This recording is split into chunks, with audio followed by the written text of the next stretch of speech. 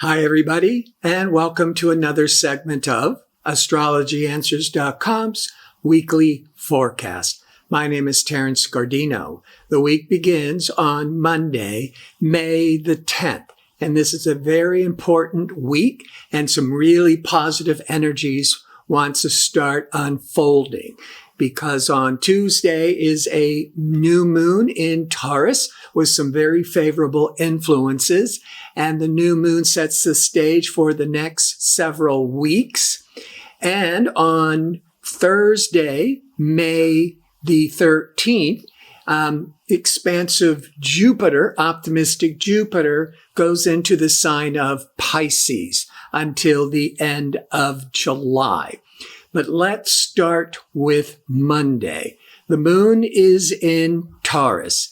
The new moon will be in Taurus on Tuesday. But on Monday, this new moon energy is being set up. But in the mid-afternoon to late afternoon, the moon is going to cross over surprising Uranus, which is in Taurus. And so that could bring in some emotional excitement or some emotional upsets. Later in the evening, Pacific Daylight Time, the moon will be restricted by taskmaster Saturn. So that could also indicate that earlier in the day, the moon Uranus could be triggering some emotional upsets that could be triggering some sadness or some letting go later in the day. But on Tuesday, the new moon is very favorable. It's wherever Taurus falls in your chart, that's where your attention and priorities will be directed until the next new moon 4 weeks later. This new moon is in Taurus. Taurus is steady, calming, grounding energies overall, but it's going to be very favorable to inspiring Neptune, and also favorable to powerful transforming Pluto. With the Neptune, you could be being inspired creatively, spiritually, or you could be envisioning a better future for yourself. And then with the Pluto, you're able to make all the necessary changes to start going after your dreams and aspirations of Neptune. With Mars, ambitious Mars, in harmony with innovative Uranus. So Mars-Uranus with this new moon, you're more open to taking risks, taking chances, thinking out of the box, and really moving forwards in some very positive ways. On Wednesday, the moon will have shifted into Gemini, 5:44 a.m. Pacific Daylight Time, for those next 2.5 days. So the moon represents the public reaction and tone. Gemini is our, we want to talk to everybody, be restless, move about, exchanging all kinds of ideas. And Mercury, communication Mercury, is the natural ruler of Gemini. And during Wednesday, discerning Mercury will be in harmony with pragmatic Saturn. Excellent day for business. Excellent day for writing and speaking and all forms of communications. And also, it's a good day, could be for entertainment, to infatuation, because the moon in Gemini, by mid-afternoon Pacific Daylight Time, is going to cross over loving Venus. So very favorable for socializing, for connecting with loved ones. Thursday, the moon continues in Gemini, and in 9 a.m. to 11 a.m. approximately Pacific time, the moon's in harmony with business practical Saturn. So it's a good day to start off with business, starting a project, interviewing for a job, especially as the moon around noon, early afternoon Pacific time, will be crossing over communication Mercury. So you're able to express yourself, especially if you are trying to do a sales presentation, to sell yourself, to write. And Jupiter, knowledge-seeking, optimistic, expansive Jupiter, goes into Pisces and gives us a brief preview, because it's only going to remain in Pisces till the end of July. Then it'll retrograde back into Aquarius, which it has been since the beginning of the year.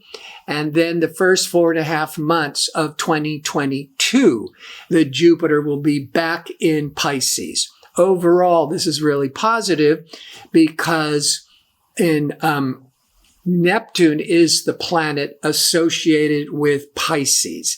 So Neptune is the ruling planet of Pisces.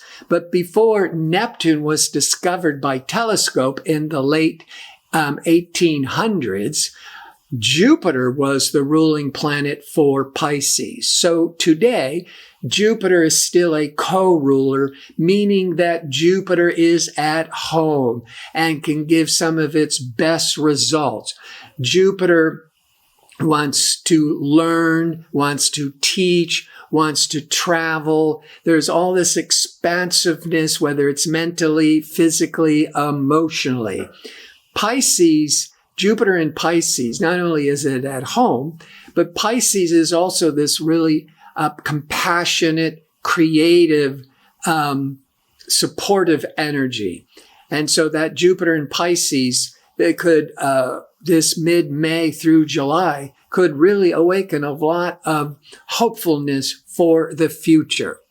On Friday, it's time to rest because the moon will go void of course at 3:52 a.m. Pacific time until 6:31 p.m. Pacific time.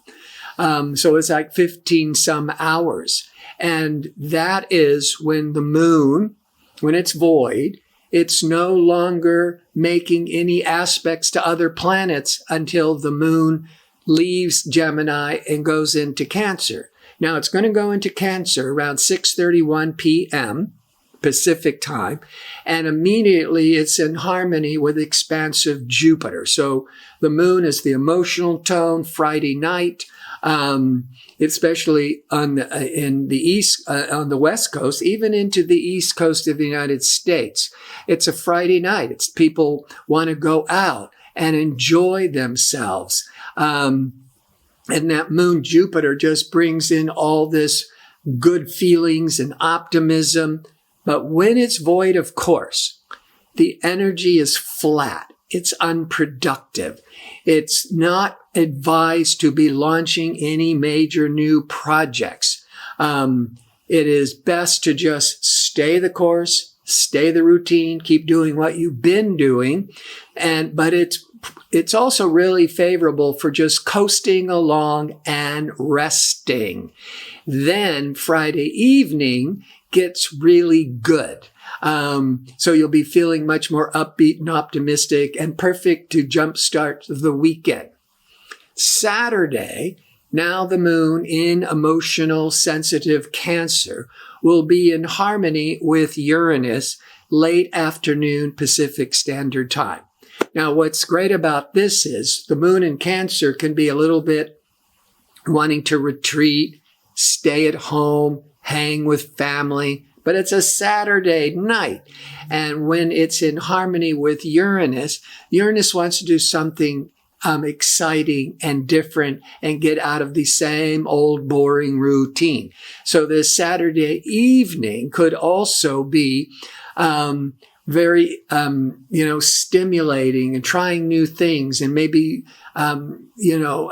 bringing some excitement into your life. On Sunday, the moon continues in Cancer, nurturing Cancer, emotional Cancer. But by mid-afternoon, Pacific time, the moon will be in harmony with Neptune. When the moon is in harmony with Neptune, it's very altruistic, very charitable, very healing energy. But on another level, outside of the healing and the spirituality, that moon Neptune can be very creative and inspiring energy. So the weekend looks really good overall. So before I sign off, I want to remind you I'm available to answer one question for a nominal fee. To access it, go to the main page, click on the tab that says Advisors at the top of the page of astrologyanswers.com and scroll down till you find my name. And this is where you can then ask the question.